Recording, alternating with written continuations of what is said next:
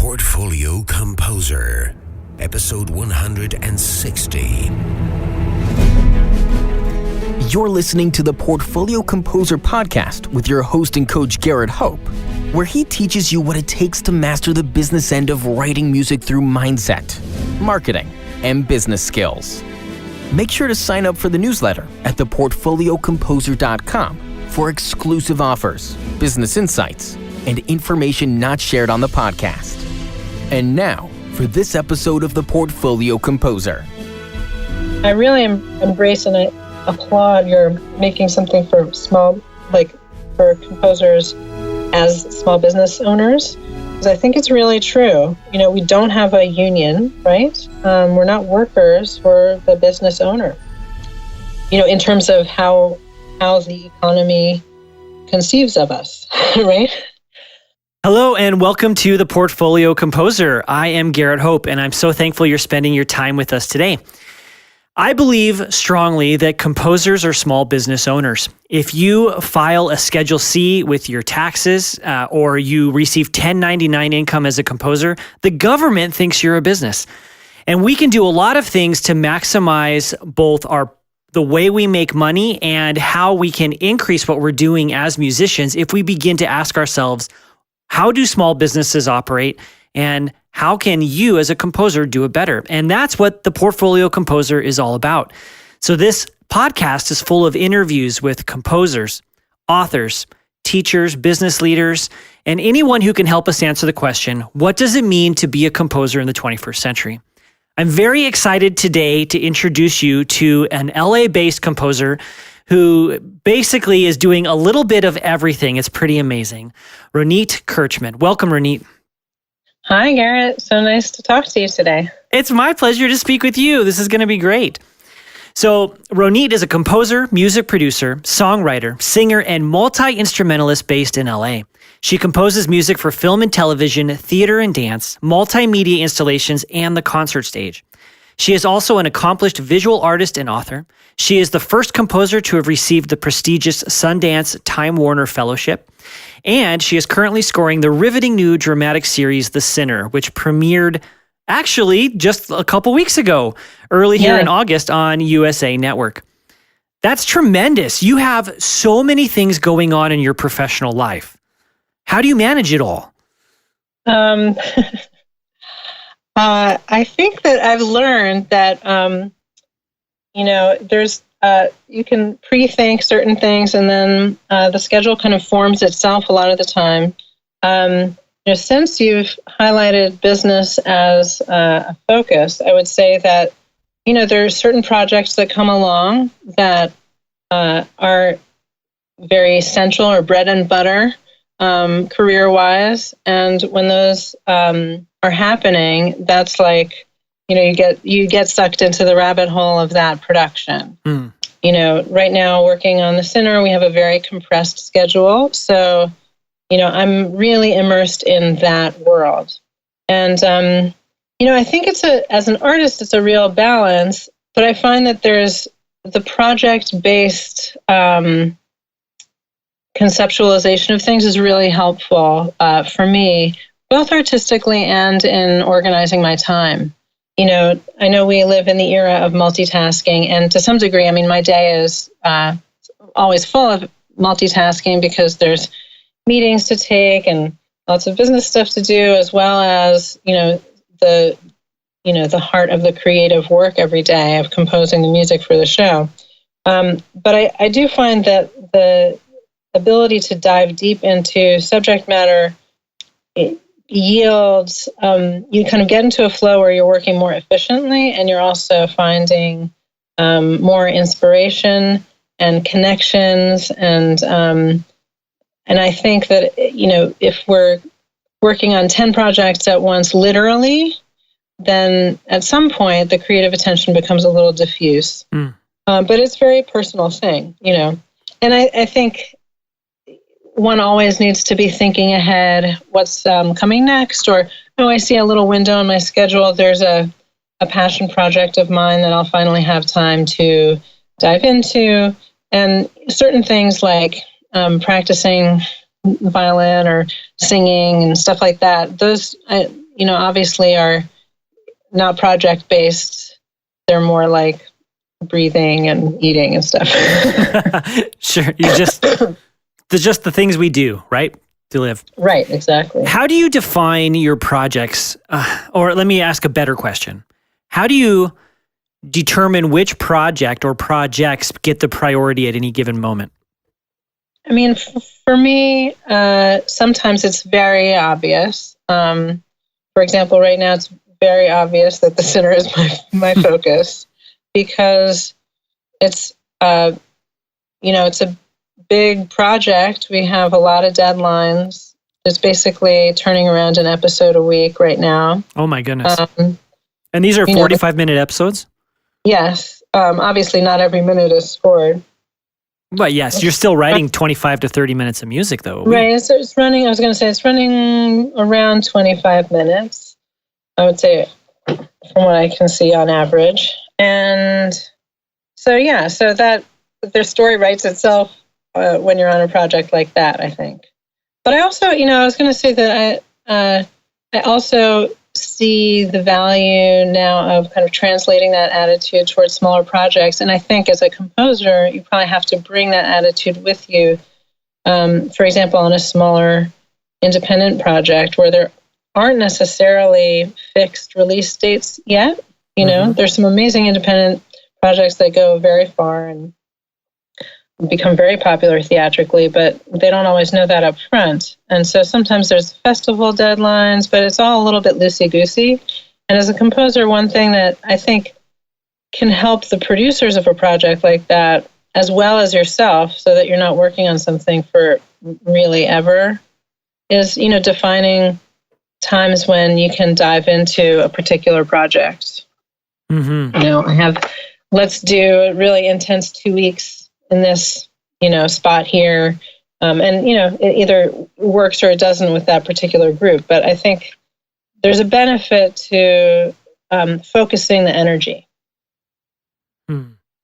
Right. So you can just get that one thing done to the best of your ability. Is that how you're thinking about it? Yeah. And everybody's in that space. Like if the creative collaborators are available kind of together, then you can go through rounds of notes and you really build up momentum relatively quickly. And I think that the depth of that kind of mind space, like it speeds up the process a lot. And I do think as a composer, people have varying degrees of awareness of what's involved. And, you have to kind of set up the parameters that work for you in terms of, making sure that the rounds of notes don't extend into infinity, Right. I have had very great experiences for the most part, but I think that, when there's a beauty to the deadline for sure. One of the things I'm really enjoying about working in television is that you up your game and it's gotta be done by a certain time and it gets done, well. Yeah. And in your time off, you optimize your system. Like all the technical aspects, I think are really important. You kind of can think, okay, well, where in this process do I want a more efficient workflow? I think that, like anybody will tell you, I think with some experience, it's important to save major system changes for in-between projects. And then it can be a great time, because you can think about, well, where can I improve things and implement those changes, test them, have time to live with them, before the next one. So there isn't always enough time to do that. And I think in some ways it's like better to stay with the tried and true systems in a pinch. Well, that sounds like a perfect system, perfect process in an ideal world. I can tell you right now that I had to do an emergency upgrade because I had a computer die while I was in the middle of this project. Thankfully, I didn't lose any of my data. Yeah, but it's like instead of having the opportunity to rebuild my system and get it optimally set up, I just had to basically copy the old system into the new one. Right. Just so I could keep working. Right. Well, that's obviously, we wish that on no one, because it's really hard. So congratulations for being able to deal with that. Well, it wasn't fun. I want to follow up on something you said a few minutes ago. Leslie, I just wanted to say one thing about it. Oh, yeah, sure. It's not a perfect analogy, but I remember reading some interesting observations from David Lynch about the shooting process and kind of weird accidents that created some of the iconic images for him in the films. So sometimes very unwelcome events do generate some interesting results creatively. And I think like it's hard to feel that way in the moment, but we kind of have to, have a sense of humor and embrace those things in that way and see what we can make of it. Oh, yeah, for sure. Can you tell us a story about when that's happened for you? Let me see. I will. Well, this is a long ago example. That's fine. And it actually we were talking about how we have some mutual friends connected to this music camp that I went to called Greenwood. And they have a concert at the end of each week. It's a wonderful chamber music camp in Western Massachusetts. And basically learn a new chamber piece each week and perform it with everybody. And we were playing Mendelssohn Quartet. I don't want to get the opus number wrong, but it's a really beautiful quartet. And in the middle of the piece, my music just fell off the stand, and there was no way to get that music back and not stop the performance. So I just played it by heart, and I, didn't know that I knew it by heart until that moment. But it turned out to be a really good performance of the piece, and I felt very awake and alive during it. So it's a very lo-fi example, but it's that same feeling of like, wait, my tools, my information, can I do it without what I'm used to having? And so that's the first thing that came to mind for whatever reason. Well, and maybe it just kind of connects to the idea of composing as performance. Thinking of it a little bit more in those terms. I love how it forced you to step up. And you did. You could have chosen, and a lot of players would at that point, to just put your bow down and reach down and pick up the music, but you didn't. No, I definitely, and I remember it was a very clear formative moment for me, It's like, you just keep going. And I think it is the power of the music, Mm-hmm. You really you want to serve the music, whether it's music that has already been written or music that's writing itself through the instrument of your self, by you putting your attention on it. So, got it. I want to follow up with something you said a while ago. Because you said that part of your life, is managing projects, but then you kind of had this throwaway line about all the business things. What are the business things? Describe what your business looks like and how you manage it. Well, it's still a pretty small operation. As a film composer, I have agents, I have lawyers. If I'm, having a contract that's being negotiated, and there's communication with those people, for example. Sometimes it might include something delightful, like an interview with somebody like you. Like in some ways, it's kind of an interesting bridge, I think. Outreach stuff. Mm-hmm. I need to take a minute and thank those people who have joined the Patreon page as sponsors recently. So my heartfelt gratitude and much love and appreciation to Jason, Ann, Patrick, James, Joseph, Craig, and Ryan. I really do appreciate your support, and I do this all for you. And if you get any value out of the show, I want to know what that is. no matter if you're a Patreon sponsor or not. I have been scratching my own itch by interviewing these composers and learning how to build my career as a composer. But what are your questions? What are you wondering about and how you're going to move forward with your plans? Send me an email and let me know. You can use the contact page at the Portfolio Composer. I'd really appreciate it. And if you're interested in joining the Patreon community, go to patreon.com/Portfolio Composer. The link is also in the show notes. Just this week, we had a tremendous group coaching call with Jocelyn Hagan, who had been on the podcast previously, and next month we'll be working on social media. So it's a really active community, and we're trying to help each other and really figure out how to be composers in the 21st century. Okay, so let me dig deeper here that might help you answer the question a little better. Sure. Okay, so if the bulk of your work is writing music, that's really your job. We have to do all the other things to make writing music possible. And you're kind of describing that.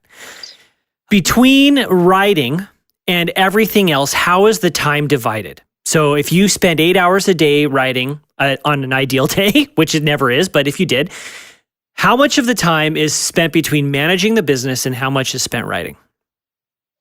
I really should have like a clear number answer for you, but I honestly don't. And I think some of it is due to my personality type. Mm-hmm.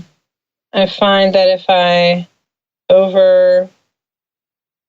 put myself too much in a grid, I think certain things, can happen faster if they're not. It's a real balance for me of deciding, okay, between X and X, I'm doing this. I'm not going to be doing something else. But then also that goes out the window. It's just kind of, I think I'm an improviser at heart who also has a close relationship to structure. So I'll structure the day or the week, but I'm like, oh, I feel like doing this. And I know if I sit down to shoot off these emails, it's going to take 20 minutes and I'll take care of all of it, not the hour that I had allotted for tomorrow, Mm-hmm. And it's and I can just see it's not going to get in the way of the creative flow. I'm going to do it and cool. And I'm I go and I do it. So I don't think it's all about hours, just in the same way that, it is and it isn't. Just I'm a real believer, it's we're really into big data. I also think there are things that data misses. Oh, sure. I think it's experience definitely kind of teaches you, okay, realistically, how long is it going to take maybe to get X amount of music done, ballpark. However, some cues are really not a lot of elements, and even though they're long, if you have a great idea and it's a good day, that cue might not take a long time. But a short cue that has lots of layers and maybe goes through rounds of notes maybe ends up taking a lot more time. So it's really a way of approximating because we don't really know how to quantify our work, Mm-hmm. I'm sure that's not a satisfying answer to you. It definitely varies week to week. There are weeks when, there's an event, a professional event that I should attend. Well, that takes 3 hours of that day, you know. So at this point, I also have 2 children. So the idea of waking up at 4:30 and this kind of normal. So that buys me a couple hours to do whatever needs doing. A lot of times that's a good time to take care of creative stuff when it's relatively quiet in the outside world, and it feels kind of like a gentler way to wake up to stay in the creative space. I hope I don't disappoint you by not having numbers. It's okay. I'm just trying to get a sense of how you balance it all. Right now, I kind of try to assess, because most of my day really has to be creatively focused, for instance, today. But I spend a few minutes looking at my lists of stuff to do that needs doing by the end of the week. And I'm I strategize, tomorrow I'm going to, have a little 15-minute spot of X. It's dynamic. And then later on, in between projects, or in the slower parts of the production cycle, I definitely have my antennae up and those days are filled with more administrative and technical hours for sure, But I am a little bit, when I didn't have children, family, and all that stuff, but like the idea of like you just drop everything and then you like go through the storm and then you like pick up the pieces. When I was in like my early 20s, like I think that was more the mode of just like you dive in, you do everything creative all the time, and then you emerge and you're like, what just happened? Like, right. Oh, I need to do my laundry. Well, so that's different now, obviously. And, I really enjoy that balance because I feel like it makes you grounded, and like in the times that you are working, those hours feel more free, like because you're more grounded. Sure. But there's one thing I did want to mention without harping on it too much. It was just, just like with practicing, I'm sure many classical musicians are familiar with Yo-Yo Ma's insights into practicing and how, he was really encouraged from an early age to practice efficiently and not focus on the number of hours. So in that sense, a kind of task-based or project-based mentality, I think, can be helpful, right? Mm-hmm.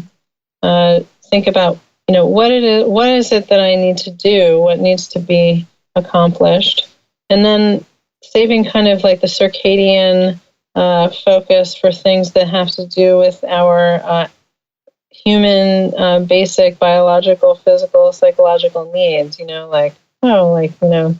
if you don't sleep in a certain window, you're going to need sleep. So that kind of thing, it really makes sense to schedule, Yeah. Whereas task-based stuff, I think it's good to have a flexible framework and look to be as efficient as possible as well. That makes sense. I hope that helps. Oh, it does. Do you have 2 or 3 tips that you could give composers that they could do today to progress their career forward? Specifically in music for media? Sure. Just anything. Well, let's focus on music for media for a starter. I think it has its own requirements. Very possibly many of your listeners have heard this advice before. So one thing is I think it's very important to get a lot of experience on whatever projects people can do. And it's business advice because the experience is currency to a certain degree. It can be reassuring for people who aren't familiar with your work if they see that you've been at it and been in different environments. Just the fact of, just like, kids learning how to walk, it's like if you've walked on different surfaces, like you're going to walk better, you'll be more stable. Yeah. So if you just don't know what's going to come up with every project. So if you do more of them, you'll be more stable and more reliable. And like ultimately, I think especially in, bigger budget situations, like the biggest thing is like you have to be able to be reliably creative, right? So just building up experience can't be underestimated, I think. And, although of course there's lots of stories of, a band that somebody loves and like they're asked to do a soundtrack and then they start doing film scores, like everybody has a slightly different path. But even those people, it's the kind of thing where they're like, if they do one and it whets their appetite, they're going to keep doing more. I hope this is specific enough, but I do think it's really important to understand that there really are many paths and you have to find the one that's right for you. So some people, will assist as many people as they possibly can, do like orchestrating, do whatever they can in whatever capacity. And other people, maybe focus on working on, as the composer on many smaller films. Those aren't mutually exclusive. So just kind of, I think it's important to look at what different people are doing and also then to see like what fits your personality, because ultimately as a creative person, that's not something to overlook. Like I really embrace and I applaud your making something for for composers as small business owners, because I think it's really true. We don't have a union, right? Mm-hmm. We're not workers, we're the business owner. In terms of how the economy conceives of us, right? Yeah. So we have to operate that way. So I think it's a great focus for conversation.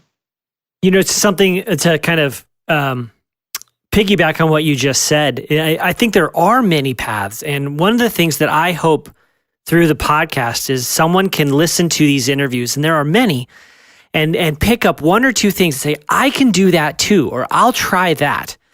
And you see what works for you, just like you said. But we have to look at what other people have done, because their success leaves clues. There are breadcrumbs that we can follow.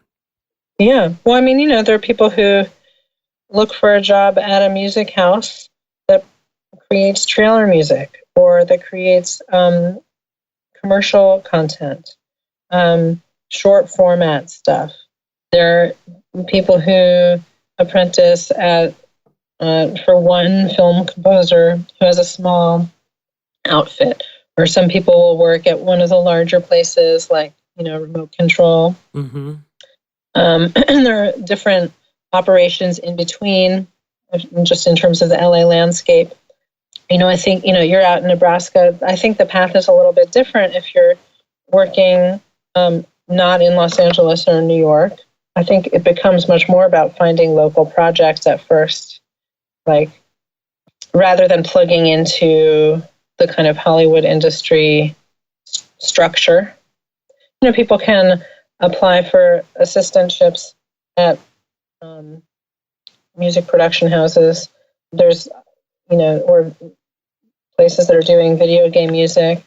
Identifying a genre that you're, not a genre in terms of style, but output. So if you think you might be interested in video game music, and you're just starting out, then look around and see, first of all, are there any local producers of that kind of musical content? That's a great place to start. Do they need an intern, or, do they need assistants, or do they need co-composers? I also, I think composing, you can be a great composer and young. So I think people should always be, if you're truly a composer and that's your thing, that should always be part of what you're doing. Never to lose sight of that. What else can I offer as advice? I think that's good. Okay. That's actually identified 3 specific things I think are real nuggets there. Okay. I like to end the podcast by kind of inviting the guests to say any final thoughts. Is there anything that you wanted to talk about that I didn't ask? Well, at the risk of being cheesy, I do want to say that I think it's so important to enjoy every element of what we do, the business and the creative, and to recognize really what a privilege it is to be in our line of work. We get to spend time in states of body and mind that most people don't really get to. And I'm very heartened by the degree of, I feel like, increased camaraderie and communication among us as a community. I think it's getting better and better. When I was first starting out in grad school, I felt like, weirdly, there were some areas where people seemed reluctant to talk, technologically, what are they using, what platforms and things like that.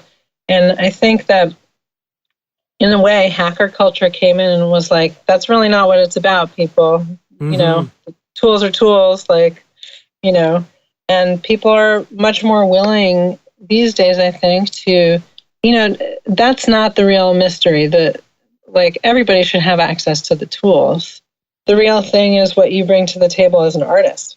And so I think the accessibility of technology and information is improving, and that's something that I hope we can all get on board with. I love it. I couldn't agree more. Thank you so much for your time today and letting me kind of pick your brain on your projects and how you make it work. I appreciate that. It's really my pleasure, Garrett.